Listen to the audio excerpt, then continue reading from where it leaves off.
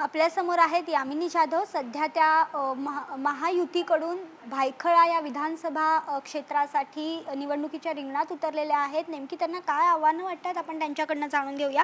नमस्कार मॅडम. नमस्कार. NDTV मराठी, आपण मला संधी दिलीत आपल्या चॅनलवर बोलण्याची, त्याबद्दल खूप खूप आभार. आणि सगळ्या दर्शकांना माझ्याकडनं दीपावलीच्या हार्दिक शुभेच्छा.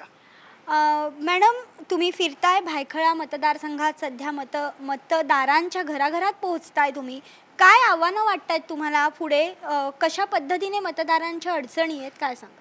सगळ्यात पहिल्यांदा म्हणजे मी आता निवडणूक आली आहे म्हणून मतदारांपर्यंत घराघरात जात नाही आहे, तर मी रोजच म्हणजे माझं काम आहे ते प्रतिनिधी म्हणून जे गेली 5 वर्ष काम करते, तर प्रत्येक घरामध्ये माझी तशी ओळख आहे आणि सगळ्यांपर्यंत पोचलेली आहे. ऑफकोर्स निवडणुकीचा एक भाग असतो की जरी तुम्हाला दुसऱ्यांदा तिकीट दिलं तर पुन्हा तुम्हाला त्यांच्यामध्ये जावं लागतं. सो अडचणी नाही येत आहेत मला कुठे कोणाला भेटताना. मला ओळख करून द्यावी लागत नाही की मी कोण आहे म्हणून, किंवा मी अमक्या विभागात नगरसेविका म्हणून काम केलं आहे, असं काही नाही आहे. सगळे लोक मला ओळखतात. राहिले प्रश्न, जे मी खूप अवेअर आहे त्या प्रश्नांबद्दल, माझ्या भायखळ्यातले प्रश्न जे आहेत, आणि त्याच्यातला सगळ्यात मोठा प्रश्न आहे, कारण जर घरच सुरक्षित नसेल लोकांचं तर त्यांचं जीवन सुरक्षित नसतं. आणि तो आहे प्रश्न जुन्या मोडकळीला आलेल्या इमारती, मग त्या सेज असतील, नॉनसेज असतील आणि इतरही पुनर्रचित त्या इमारतींचा प्रश्न आहे. गृहनिर्माण धोरण या सरकारमध्ये शेवटी आलं. जे महामहिम राष्ट्रपती महोदयांचा त्याच्यावर सही हवी होती ती झालेली आहे. इम्प्लिमेंटेशन पण चालू झालं आहे, पण मला कमी वेळ मिळाला आहे त्या गृहनिर्माण धोरणाचा उपयोग करून लोकांना सुरक्षित घरं देण्याचा. आत्ता मला संधी आलेली आहे आणि मी त्या संधीचा खूप चांगला उपयोग करून घेईन आणि लोकांना सुरक्षित घरं देईन. कारण सुरक्षित घर म्हणजे केवळ मोडकळीला आलेलं घर नाही, तर त्यांची पाण्याची लाईन, त्यांची ड्रेनेज लाईन, त्यांची गटारं, हे सगळंच आम्हाला कन्सिडर करावं लागतं. आणि त्या सगळ्या सध्या त्या बिचाऱ्यांची काही C+मध्ये असल्यामुळे रिपेअर होत नाही, काही Cमध्ये असल्यामुळे त्या तिथेच राहून रिपेअर होतात. तशा वेगवेगळ्या पद्धतीच्या कॅटेगरीज असतात. तर त्यांचं सगळ्यांचं एक त्या इमारतीचं एका आयुष्यमानानंतर त्यांचं रिडेव्हलपमेंट होणं गरजेचं आहे. आणि सगळ्यात जवळजवळ इमारती ह्यांचं पुनर्वसन होणं, पुनर्रचित होणं गरजेचं आहे. त्यामुळे मला असं वाटतं हा सगळ्यात मोठा माझ्या समोर असलेला प्रश्न आहे, ज्याच्यावर मी काम करणार. ऑलरेडी माझं काम चालू आहे त्याच्यावर.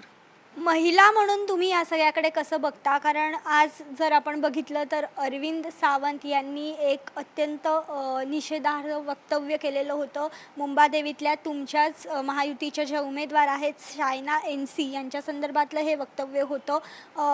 महिलांना लज्जा उत्पन्न होईल असं त्यांनी वक्तव्य केलेलं होतं. तुम्ही कसं बघता याकडे? खरं तर मी काय बोलले होते ते मी ऐकलेलं नाही आहे, कारण त्या लोकांना आता सवय लागलेली आहे ती, की नको ती वक्तव्य करायची. आणि मला वाटतं शिवाजी महाराजांचा वारसा जे सांगतात, ज्या शिवाजी महाराजांनी कल्याणच्या सुभेदाराची सून लुटेमध्ये आली होती, तिला म्हटलं होतं की तुझ्या इतकी सुंदर जर माझी आई असती तर मीही सुंदर दिसलो असतो. आणि तिला आईचा दर्जा देऊन तिची खणा नारळानं ओटी भरून तिला तिच्या घरी जर सुरक्षित रवाना केलं होतं, तर त्या शिवाजी महाराजांचा वारसा यांना सांगायचा हक्क आहे का? महिला, मग ती कोणी असू दे, ती विरोधक महिला असू दे, ती रोडवर राहणारी महिला असू दे, ती कुठेही राहणारी असू दे, तो तिचा अधिकार आहे, ती काय करते ते. त्यामुळे तिच्यावर कुठलीही लज्जास्पद वक्तव्य करणं हे लाजिरवाणी गोष्ट आहे. त्यामुळे मी ते ऐकलं नाही, पण ह्याचा निषेध मी नक्की करते. मॅडम, लाडकी बहीण योजना आहे, तुम्ही सध्या घराघरात फिरताय, कसा प्रतिसाद आहे महिलांकडनं? कारण ग्रामीण भागात नक्कीच त्याचं प्रस्थ अधिक आहे, शहरी भागात त्याचं इम्पॅक्ट कसा आहे असं वाटतं तुम्हाला? मला सगळ्यात पहिल्यांदा अभिमान वाटतो की माझ्या पक्षाचे प्रमुख नेते हे माननीय या महाराष्ट्र राज्याचे मुख्यमंत्री एकनाथजी शिंदे आहेत आणि त्यांच्या नेतृत्वाखाली मी काम करते. मुख्यमंत्री माझी लाडकी बहीण योजना ही केवळ ग्रामीण ठिकाणी नव्हे तर शहरी ठिकाणीही खूप ब्लास्ट झालेली आहे. कारण असा विचार हा कोणाच्या डोक्यातच कधी आला नव्हता. कोणासाठी, कुठल्या बहिणीसाठी काय करावं असं कोणालाच कधी वाटलं नव्हतं आणि ते माझ्या शिंदेसाहेबांनी केलेलं आहे. आणि मी माझ्या विभागाचं सांगते, ई विभाग हा कम्प्लिटली भायखळा विभाग येतो. या भायखळा विधानसभेत जवळजवळ 46,000 महिला लाभार्थी झाल्या. आणि मी आम्हाला टार्गेट दिलं होतं, साहेबांनी मेळावे घ्या. तर मला मेळावे घेता आले नाही कारण नवरात्र होती. पण मी जवळजवळ 30 इंटरव्ह्यू कलेक्टिवली केले, 30 स्पॉट पकडून. आणि त्या ठिकाणी भावनिक झाल्या हो महिला अक्षरशः, की आमचा कोणीतरी विचार केला. काही लोक म्हणत होती कारण ज्यांचं वर्षाला आपलं महिन्याला काही जण 1.5 कोटी कमवत असतील हो, त्यांना 1,500चं काय महत्त्व. पण ज्यांच्या घरी 1,000 रुपये येणंही कठीण असतं त्यांना 1,500 खूप महत्त्वाचे आहेत. आणि ते प्रत्येकाच्या चेहऱ्यावर, प्रत्येकाच्या डोळ्यातनं, प्रत्येकाच्या देहबोलीतनं दिसत होतं की त्या खूप खुश आहेत. याच्यामध्ये हे नाही आहे की हा समाज तो समाज, सगळ्याच लाडक्या बहिणी झाल्यात आणि माननीय मुख्यमंत्री त्यांचे सगळ्यांचे लाडके भाऊ झालेत. त्या पुढे जाऊन मी सांगेन की काही लोकांनी म्हटलं होतं मग लाडक्या भावाचं काय. पण तुम्हाला सांगू का, लाडका भाऊ म्हणून त्यांनी तरुणांना प्रशिक्षण, त्याच्यामध्ये मुली पण आहेत, प्रशिक्षण आणि स्टायपेंट असा जी योजना होती. पण गंमत आहे की त्या लाडक्या बहिणींचे जे पतिराज आहेत तेही सगळे खुश आहेत. आणि ते सगळे साहेब तुमचे सगळे लाडके मेहुणे झालेले आहेत आणि तुम्हाला सगळे लाडके भाऊजी म्हणतात. त्यामुळे मला वाटतं ही योजना खूप छान सगळीकडे गेली. सगळ्यांनी या योजनेला सुद्धा नरेटिव्हनी घेरण्याचा प्रयत्न केला की काय आहे, कोण नाही देणार. चुकीचे फॉर्म भरून घेतले, चुकीचे मुद्दाम, की ते फॉर्म दाबले जाऊ नये तिथपर्यंत. पण जसे जसे खात्यात साहेबांनी शब्द दिला होता, पावसाळी अधिवेशनाच्या नंतर येणाऱ्या 17 तारखेच्या रक्षाबंधनच्या आत बहिणीच्या खात्यात पैसे जातील. 17 तारखेच्या ऐवजी 15 तारखेला 2 दिवस आधीच पैसे पोचले. आणि ज्यावेळेला पैसे पोचायला लागले त्यावेळेला ह्या नरेटिव्हवाल्यांनी सगळ्यांनी आपापले गुपचूप फॉर्म भरलेले आहेत आणि सगळ्यांच्या खात्यात पैसे आलेले आहेत. मात्र ओपन येऊन कोण बोलत नाही आहेत.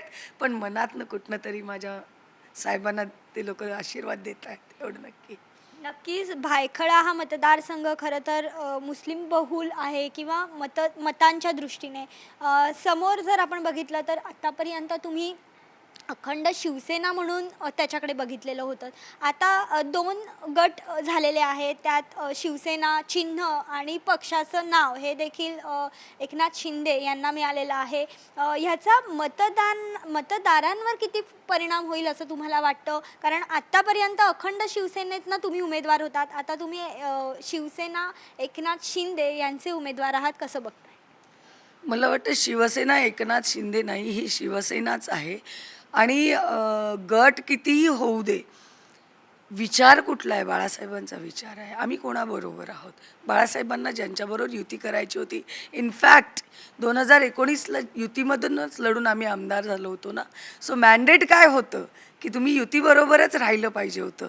आणि बाळासाहेबांनी काय म्हटलं होतं की मला काँग्रेसबरोबर जर हातमिळवणी करावी लागेल ज्या दिवशी, त्या दिवशी मी शिवसेना बंद करेन. मग त्याविरुद्ध जाऊन ही महाविकास आघाडी केली गेली होती ना. आज आम्हाला ज्या वेळेला जाणवलं की हे अति होतं आहे, त्यामुळे आम्ही बाळासाहेबांच्या विचारावर चाललो आहे ना. त्यांचं मत होतं हातमिळवणी करायची नाही, आम्ही आतमधूनच वेगळे झालो ना. मग मला वाटतं बाळासाहेबांचा विचार महत्त्वाचा आहे, गट नाही. गट तिकडे कुठे, इकडे कुठे. आणि राहिला प्रश्न मतदारांचा, तर गेल्या 2.5 वर्षातलं साहेबांचं झंझावाती काम. 24 तासामध्ये आम्हालाही प्रश्न पडतो ते किती तास झोपत असतील. ते कधी बुलढाण्यात असतात, तर कधी दिल्लीत असतात, तर कधी नागपूरमध्ये असतात, तर कधी मुंबईमध्ये असतात, तर कधी कोकणात असतात, कधी कुडाळला, तर कधी साताऱ्याला. मग हे जे काय करत होते घरी बसून, ते या सगळ्यांची व्हिडिओ कॉन्फरन्स घेऊ शकतात, पण त्यांनी नाही घेतली.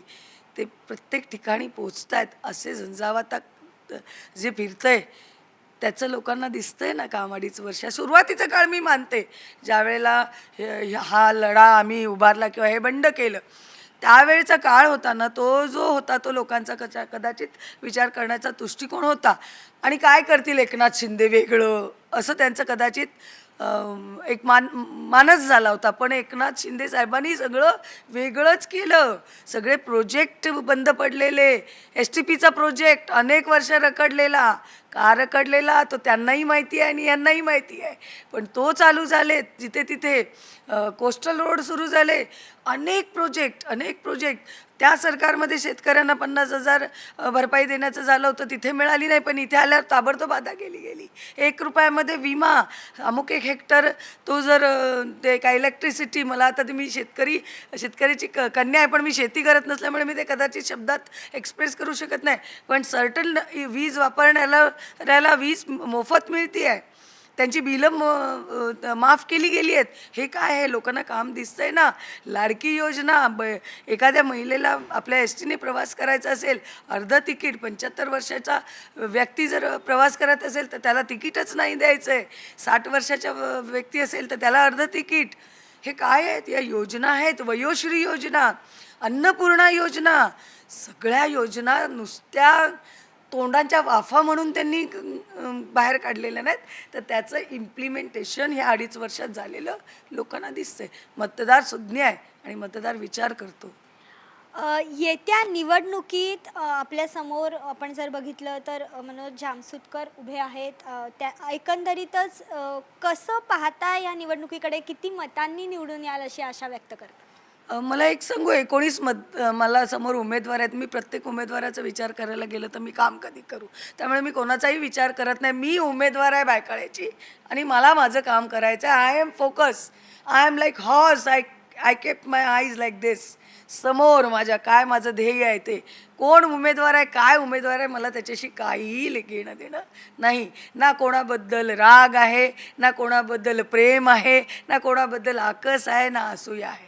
मला माझं काम करायचं आहे. मी काम केलेलं आहे, ते लोकांसमोर आहे आणि बस ते जायचं आहे. त्यामुळे मला वेगळं काही वाटत नाही आहे. धन्यवाद मॅडम. तर आपण जर बघितलं तर एक आशा त्यांनी इथे व्यक्त केलेली आहे. एवढे वर्ष जे काम करते त्या कामातनंच लोकांनी माझी ओळख केलेली आहे, त्यामुळे लोक मला कुठेतरी निवडून देतील अशी आशा त्यांनी व्यक्त केलेली पाहायला मिळते. व्हिडिओ जर्नलिस्ट गौरव नाईकसह भाग्यश्री प्रधान, आचार्य, NDTV मराठी, मुंबई.